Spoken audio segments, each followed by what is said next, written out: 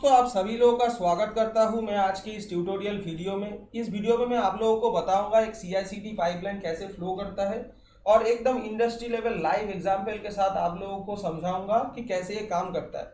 हर एक स्टेप को मैं एग्जाम्पल देने की कोशिश करूंगा जो आज के डेट में इंडस्ट्री में यूज होता है, प्रैक्टिस होता है।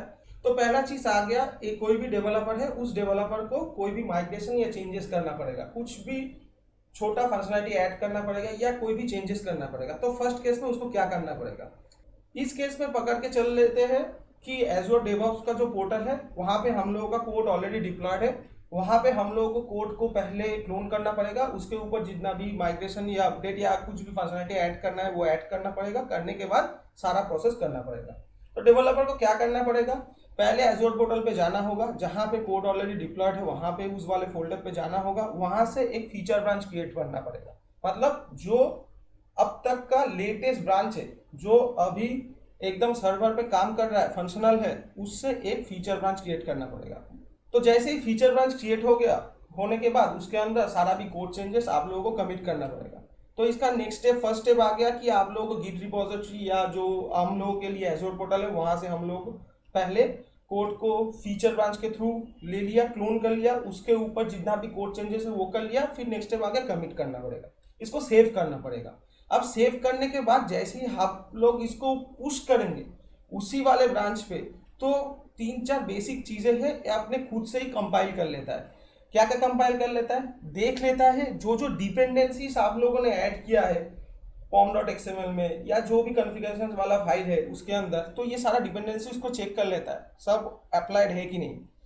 नेक्स्ट काम क्या करता है, कंपाइल कर लेता है, सिंटैक्टिकल एरर देख लेता है कहीं पर सिंटैक्टिकल एरर है कि नहीं। तो जो बेसिक टेस्टिंग है, बेसिक जो कंपाइलेशन एरर चेक्स होता है वो कंफर्म कर लेता है। करने के बाद ये और एक चीज क्या करता है, यूनिट टेस्टिंग कर लेता है। मतलब मान लीजिए आप लोग एक डेटाबेस को कॉन्फ़िगर करके रखे हो, डेटाबेस डिफाइन है तो नहीं, इसका URL सही से कॉन्फ़िगर है कि नहीं, ये काम ठीक से करेगा कि नहीं, ये सारा चीज इंटीग्रेशन टेस्टिंग कर लेता है और कोड क्वालिटी भी देख लेता है। मतलब सिक्योरिटी का अगर डिपेंडेंसी आप लोगों ने लगाया हो कॉन्फ़िगरेशन के थ्रू, तो वो सिक्योरिटी वाला डिपेंडेंसी ऐड है कि नहीं प्रॉपर्ली। तो सारा यूनिट टेस्टिंग, इंटीग्रेशन टेस्टिंग और कोड क्वालिटी स्कैन करने के बाद, सिक्योरिटी स्कैन सब कुछ करने के बाद ये बना देगा आपको एक बिल्ड फाइल, जो कि बेसिकली ज़्यादा UID होता है। ठीक है, ये जो अब तक का जो प्रोसेस था, मतलब एक कोड को बनाने से आपका बिल्ड फाइल क्रिएट होने तक, ये जो प्रोसेस है इसको बोलते हैं कंटिन्यूअस इंटीग्रेशन। ये एक कंटिन्यूअस फ्लो है। आप एक डेवलपर काम नहीं कर रहे हो, मान लीजिए वो सेम प्रोजेक्ट में 10 डेवलपर काम कर रहा है एक साथ, तो हर एक डेवलपर हर एक फीचर ब्रांच बना रहा है, उसके ऊपर काम कर रहा है बोल के ही इसको कंटिन्यूअस इंटीग्रेशन बोलते हैं।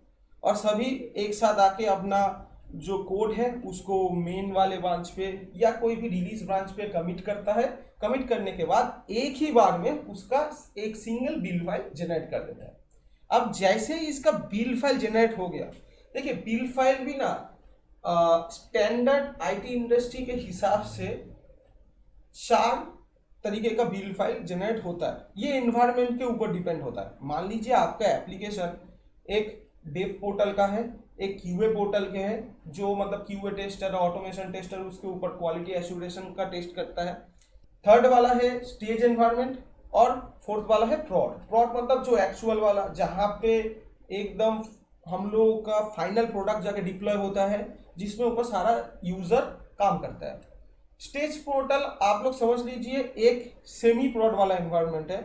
यहाँ पे जो मतलब क्लाइंट साइड का इंजीनियर्स रहता है, वो यहाँ पे आके सारा अप्रूवल्स देता है। चलिए मैं आगे आपको समझाता हूँ कैसे ये काम करता है। जैसे ही आपका बिल्ड फाइल बन गया, अभी आपको डिप्लॉय करना पड़ेगा। डिप्लॉय पहले कहाँ पे होता है, देखिए आप अपने खुद के हिसाब से जो टेस्टिंग करोगे, ठीक है, वो आप डेव वाले एनवायरनमेंट पे डिप्लॉय करोगे, आप खुद ही टेस्ट कर लोगे, अरे जो फंक्शनलिटी ऐड किया वो सही से काम कर रहा है कि नहीं, यहाँ पे जो कैलकुलेशन ऐड किया ये कैलकुलेशन सही से हो रहा है कि नहीं। ये वाला हो गया डेव डिप्लॉयमेंट। ये तो आप मतलब खुद बहुत ही सिंपल रहता है। कुछ मतलब वैल्यूज प्रोवाइड करना रहता है, इन्वायरमेंट सेटअप का वैल्यूज प्रोवाइड करना पड़ता है। आप लोगों का एप्लीकेशन डॉट प्रॉपर्टीज फाइल में सारा डिफाइंड रहता है, उस हिसाब से ये पिक कर लेता है। ये ग्रेडल वाले बिल्ड डॉट ग्रेडल वाले फाइल में ये सब डिफाइंड रहता है। वो आपका एप्लीकेशन या स्प्रिंग बूट एप्लीकेशन जो आप यूज कर रहे हो या स्प्रिंग का एप्लीकेशन, ये सारा ऑटोमेटिक फेच कर लेता है, तो ये डिप्लॉय हो जाता है। तो इस केस में दिक्कत नहीं आएगा। या क्वालिटी क्यूए वाला जो डिप्लॉयमेंट होता है उसी में भी आपका कुछ दिक्कत नहीं आता है, पर नेक्स्ट स्टेप की जरूरत नहीं होता है, ये खुद ही आप लोग टेस्ट कर लेते हो।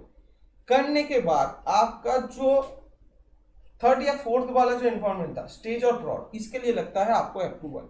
अब अप्रूवल कौन देगा? अप्रूवल आपका सीनियर डेवलपर देगा, या क्लाइंट साइड का भी कोई इंजीनियर्स अप्रूवल प्रोवाइड करता है, क्योंकि ये एक्चुअल प्रॉड में जाने वाला है। मतलब ये सारा क्लाइंट, सारा यूजर इसके ऊपर इंटरेक्ट करेगा। आप लोग ऐसे भी कुछ भी नहीं डाल सकते यहाँ पे। वन टाइप ऑफ वैलिडेशन हो गया।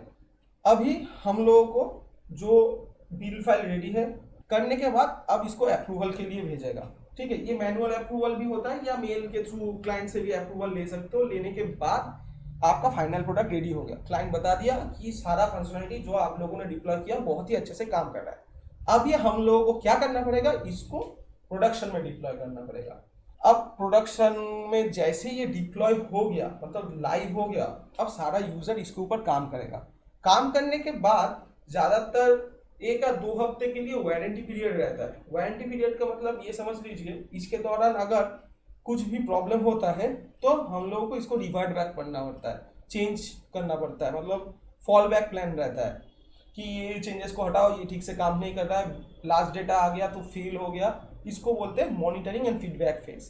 तो इस फेज में अगर ये सही से काम कर लेता है तो ये गो लाइव पे चला जाता है। एकदम एक्चुअल जिस पोर्टल पे या जिस सर्वर पे काम कर रहा था, डिप्लॉयड था, वहाँ पे डिप्लॉयड हो जाता है। मान लीजिए इस दौरान कुछ प्रॉब्लम आता है तो हम लोगों को फॉल बैक करना पड़ता है और इसको फिर से कोड लिखने के फेज में लेके आना पड़ता है। ये एक साइक्लिक प्रोसेस है, ये चलता रहता है। ये जो पूरा मैंने स्ट्रक्चर बताया, इसी को एक साथ बोलते हैं CI/CD पाइपलाइन। अगर आप लोगों को ये वीडियो पसंद आया, जैसे मैं ये फ्लो डायग्राम का यूज करके आप लोगों को समझाया, ये कॉन्सेप्ट आप लोगों को अच्छा लगा तो लाइक, शेयर और सब्सक्राइब कर देना। अगर आप लोग चाहते हो नेक्स्ट वीडियो में ऐसे ही किसी दूसरे टॉपिक को लेकर डिस्क्राइब करूं, इसका फ्लो डायग्राम बनाकर उसके ऊपर अच्छे से एक्सप्लेन करूं, तो आप लोग कमेंट सेक्शन में कमेंट कर दीजिए, मैं ज़रूर उसके ऊपर वीडियो बना दूंगा। मिलते हैं नेक्स्ट वीडियो में।